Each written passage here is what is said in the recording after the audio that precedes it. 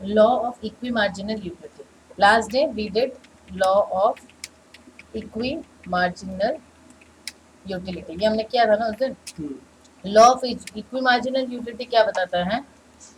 A consumer is in equilibrium once he reaches a situation where MUX, that is marginal utility from product X, is equals to price of X, right?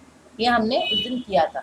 That law of equimarginal utility states that a consumer is in equilibrium. तो consumer का equilibrium point क्या है? MUX is equals to PX, that is marginal utility from product X is equals to price of X. So a consumer will buy a product till he reaches a situation where MUX is equals to P of X, price of X. ठीक है. अगर MUX less than P of X रहेगा, last class में भी मैंने इसको करवाया था, when MUX is less than price of X, will you buy a product? No, I will not buy a product. मेरा यूटिलिटी कम आ रहा है. हाँ, प्राइस ज्यादा हो रहा है, यूटिलिटी कम हो रही है. I will buy a product once I'm in this situation. MUX is greater than price of X. But we know that as we consume more and more, marginal utility tends to decline. We all are aware na, that as we consume more and more of a product, our marginal utility decline. Initially, my marginal utility is greater than my price of X. Then we reaches a situation where MUX is equals to price of X.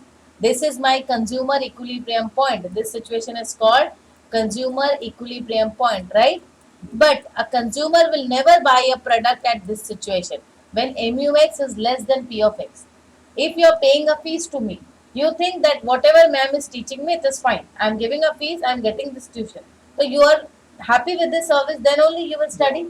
At any point, if you find that my service is not in comparison with the fees you are paying, will you make the payment? No, you will stop purchasing at that point of time, right? So a consumer is in equilibrium till he reaches this situation. This is also called law of equimarginal utility. But this we discuss only about a single product when we are discussing about single product. Let's say if I have to buy a mobile, if I have to buy 1 kg of aloo, anything. So that is in case of single product. Okay? But what about in case of a dual product? Or if we discuss about if I have to allocate my money, say my monthly income is rupees, suppose my monthly income is rupees 60,000, right? Now I will allocate my money in different composition for different things. Let's say I allocate in only two products, right?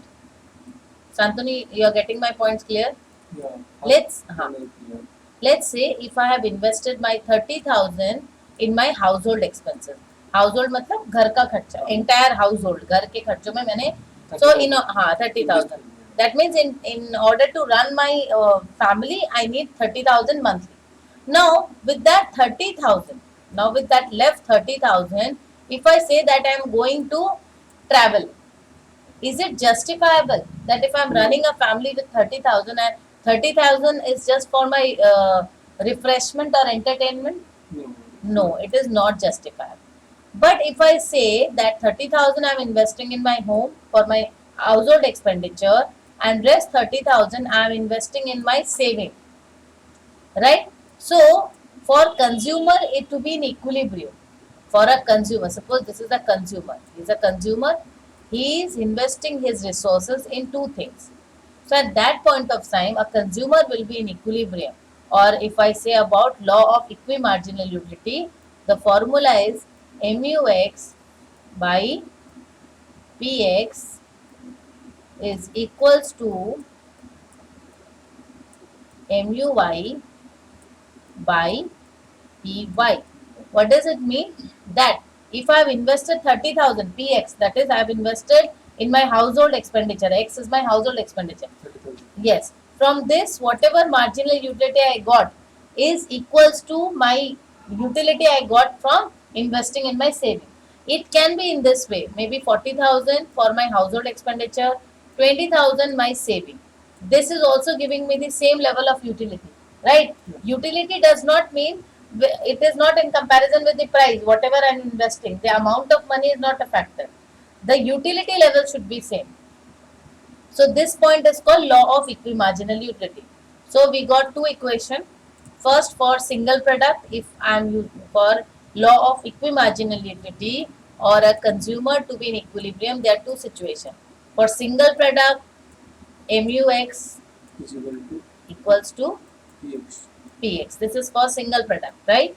And for dual product, if I'm allocating my resources in two product, then MUX Mux by px is equal to Hmm, muy by py yes, MUY and py. by P1, right? So we got two equations of law of equimarginal utility. ठीक है ना? Now there's another one more equation that we need to know. The marginal utility of the last rupee spent on each goods, जिसको हम लोग last rupee को हम लोग इस तरीके से दिखाते हैं. This is equals to, इसको क्या बोलते हैं? this is your marginal utility of last rupee spent. This is normally we say as उसको हम लोग डिफाइन करते हैं, सिग्मा बोलते हैं, ठीक है, in statistical language. But norm इसका मतलब एक्सप्लेनेशन है, it is the MU of the last rupee spent on each good. Marginal utility of last rupee, आपने जो खर्च किया उसको, तो MU of commodity, marginal utility of commodity N, it can be N, any number of commodity, by price of commodity N. So MUX by price of X.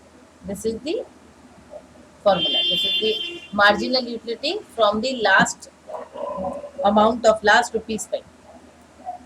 MU of last rupee, marginal utility of last rupee spent on each good. Rupees pen. हाँ, last rupee spent on each good is equals to MU of marginal utility of commodity and Marginal utility of last rupee rupee spent spent on each good, and each good. on each good, Each good. हाँ, Good is equals to is equals to marginal utility MU of commodity of commodity. by price of commodity. MU of commodity by price of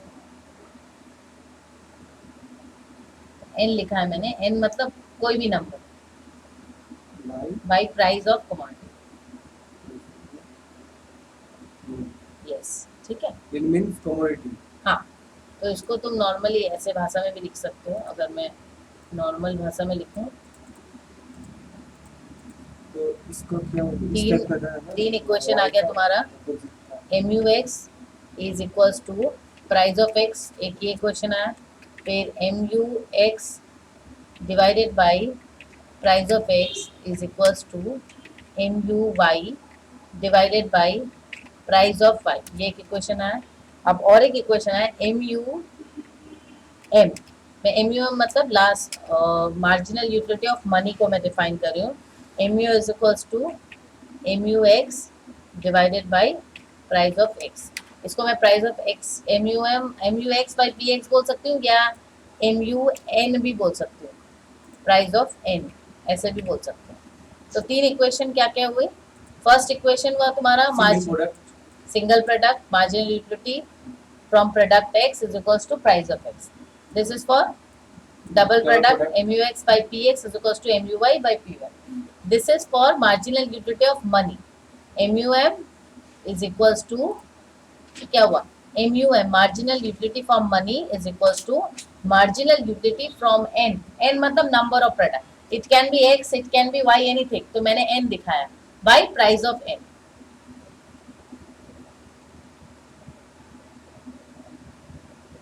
हो गया. ये क्या था ये बोला? MUM that हाँ, वो तो बोल is दो. marginal utility of money is equals to, वो तो तुम लिख चुके हो ऑलरेडी, वही चीज दोबारा लिख रहे हो. वही यही वाली ना? हाँ, सेम चीज. ये हो गया. अभी देखो, हम लोग जो यूटिलिटी या डिमांड एनालिसिस कर रहे हैं, हमें पहले ही समझ में आया that why we are analysing utility, because a consumer will demand my product only once he has got utility of that product. If you don't have a utility, you will not buy my product. In order to have demand, you should have first utility. आपको उसकी जरूरत है, मुझे गर्म पानी की जरूरत है, तुमको नहीं है. आई will pay 10 rupees to get this water heated. मुझे जरूरत है तो मैं गर्म करवाऊंगी. तुम बोलेगे मैम पागल हो गई, गर्म पानी क्यों पिएगी अभी. तो यूटिलिटी हर कोई के वेरी करेगी. According to utility there will be demand. अभी यूटिलिटी का कुछ लिमिटेशन है. What are the limitation? The utility analysis of demand assume that the utility of the commodity is measurable in quantitative term. Utility का कुछ limitation है. यहाँ पे बोला जा रहा है that utility is measurable in quantitative term, which is always not possible. Every time we cannot measure the utility in terms of utils.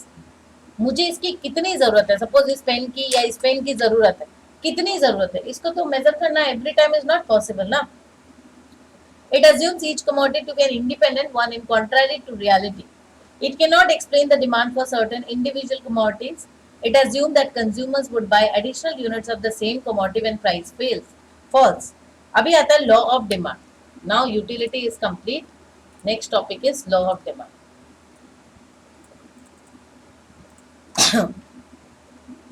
Now law of demand. अब पहले डिमांड को समझो. In economics, if we say about demand means it has to be an effective demand. Now, what is effective demand? Effective demand means a consumer has got willingness to buy a product plus ability to pay for it. These are two components in effective demand. If you are willing, देखो आपको एक product खरीदने की इच्छा है, तो खरीदने की इच्छा तुम्हारी विलिंगनेस हुई. Willingness is not a demand. Willingness तो मुझे एक तो मर्सिडीज में घूमने का इच्छा है, but that is my willingness. Willingness के संग बैकिंग पावर होना चाहिए. What is the backing power? Backing is my ability to pay for it. If I don't have ability to pay for it, that cannot be considered as a demand, right? So in order to be in economics, once we are talking about demand, we are actually talking about effective demand.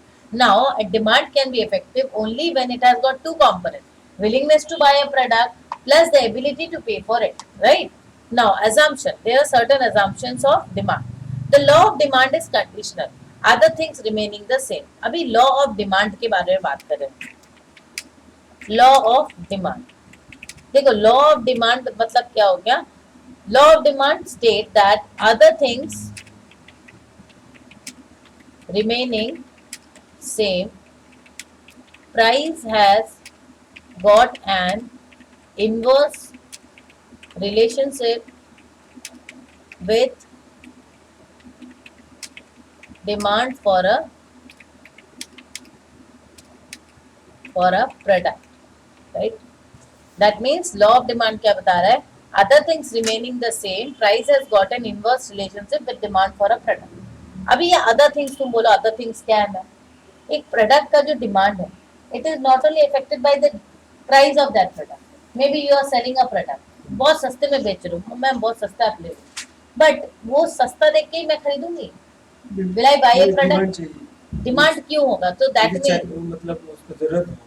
बहुत सारी चीजें इसमें. एक product जो है वो उसकी demand, the demand for a product is determined by various factors. Now what are the factors? Tastes, preferences, substitutes, complementary, my income, advertisement, उसके बाद और भी बहुत सारी चीज़ें. एडवर्टीजमेंट हुआ, एक्सपेक्टेशंस इन फ्यूचर्स, एक्सपेक्टेशंस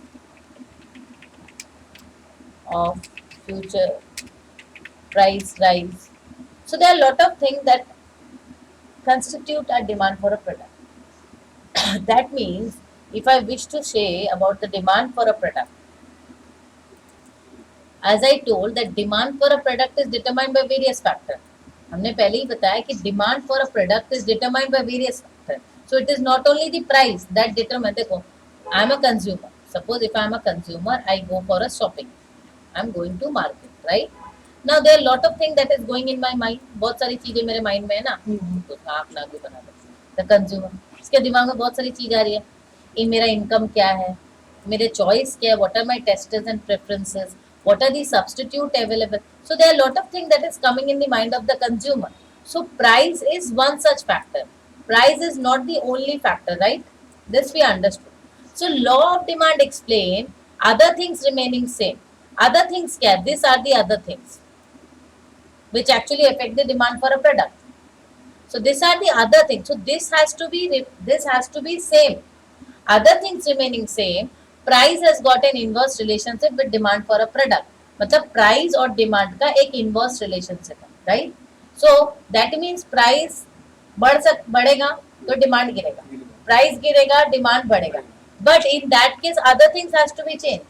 ऐसा ना हो कि price भी गिर गया और मेरा taste भी change हो गया.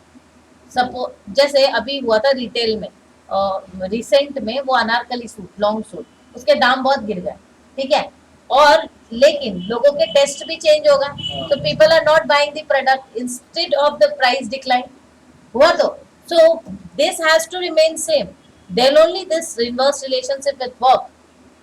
सो इसको हम लोग लॉ ऑफ डिमांड को ऐसे दिखाते हैं, demand has got an inverse relationship with price. समझना है? Demand has got an inverse relationship with price.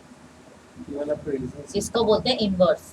इसको रिलेशनशिप, हाँ, नहीं इसको ही इनवर्स रिलेशनशिप बोलते हैं. जैसे सप्लाई को हम बोलते हैं supply is equals to function of price, ठीक है, पी. तो पॉजिटिव रिलेशन है और ये इनवर्स रिलेशन है. प्राइस बढ़ेगा डिमांड गिरेगा. जैसे होता है ना, हरी सब्जियों का दाम बढ़ रहा है तो आलू का डिमांड बढ़ जाता है. चिकन का दाम कम किया, चिकन का दाम कम गया है तो लोग खाते हैं कि नहीं पता नहीं, मुझे चिकन खा रहा है अभी भी बहुत सारे. हाँ, मेरे पापा भी खा रहे हैं, मेरे पापा भी खा रहे हैं. खाओ. हाँ कैंसिल कर दिया आपने. हाँ चलिए, हो गया. The explanation of the law of demand. देखो छोटा सा लॉ ऑफ डिमांड का यहाँ पे एक एक्सप्लेनेशन दिया हुआ है. यहाँ पे जैसे आप लोग को दिया है, demand is a function of price, Y, P R, T, ऐसे बहुत सारे फैक्टर्स हैं, ठीक है. Demand is a function of price, income, price of related goods, taste of consumer. तो ये दिया. When income price are given, the demand function is demand is a function of price. अभी देखो अगर सारी चीजें बराबर है, अगर मैं बोलूँ सब चीजें सेम है, so demand is actually the function of price, right. Demand को हम ऐसे दिखाते हैं. Demand is also related two point of time, but normally हम लोग डिमांड को देखते हैं that demand is inversely related with price. हम लोग जो रिप्रेजेंट करते हैं, demand is actually has got an, equal नहीं दिखाती हूँ मैं, इसको इनवर्स रिलेशन दिखाती हूँ. Demand has got an inverse relation with price. Demand is a function of price, but demand has got an inverse relationship with price, ठीक है. अभी देखो यहाँ पे जैसे आप लोग की बुक में एक एक्सप्लेनेशन दिया कि डिफरेंट प्राइसेस में कितने कितने क्वांटिटीज खरीदी गई है. ये जो है पेज नंबर 22, ये क्या है, डिमांड शेड्यूल. डिमांड शेड्यूल मतलब क्या हुआ कि डिफरेंट प्राइस, जैसे प्राइस 6 रुपए में at ₹6, total quantity purchase is 20 unit at जब प्राइस बढ़ रहा है तो मेरा यूटिलिटी कम जा रहा है. हाँ, जैसे देखो 3, 4, 5, 6 क्वांटिटी, यूटिलिटी नहीं, दिस इज डिमांड. यूटिलिटी से बाहर निकलो, this is demand, actual quantity demand है, ठीक है ना. तो 3, 4, 5, 6 दिया हुआ ना. 3 at ₹3 50 units of oranges demanded, at ₹4 40 units, at ₹5 30 units, this way, right? This is called demand schedule.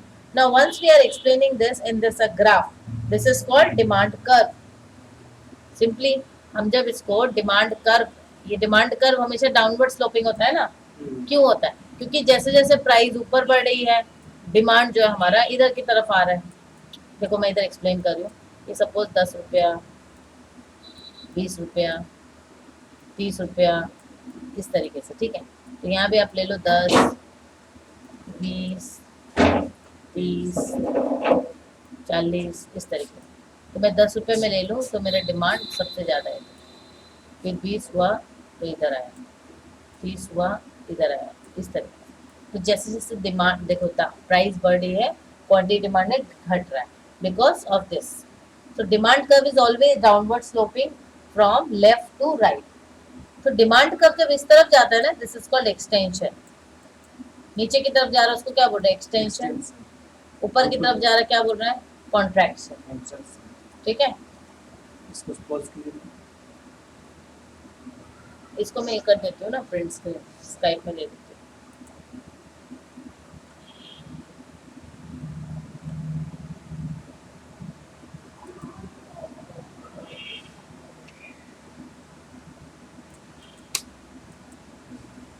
क्या होगा, क्या?